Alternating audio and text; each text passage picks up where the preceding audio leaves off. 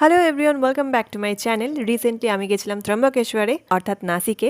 আমাদের train journey ছিল মোটামুটি 33 আওয়ার্সের মতন। তাই চলো তোমাদের সাথে একটা ছোট্ট করে শেয়ার করে নি what I eat in a day train edition. প্রথমেই আমাদের ট্রেন 8 ঘন্টার মতন লেট ছিল।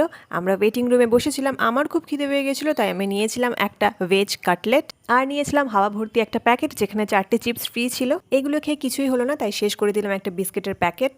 তার আরও 2 ঘন্টা যাওয়ার পর আমাদের ট্রেন আসলো সুপার ফাস্ট মেল, যেটা ছিল সুপার লেট। পুরো 1.5 দিন একটা ট্রেনের মধ্যে বসে, সেখানে তো খাওয়া ছাড়া আর সেকেন্ড কোনো অপশন থাকে না।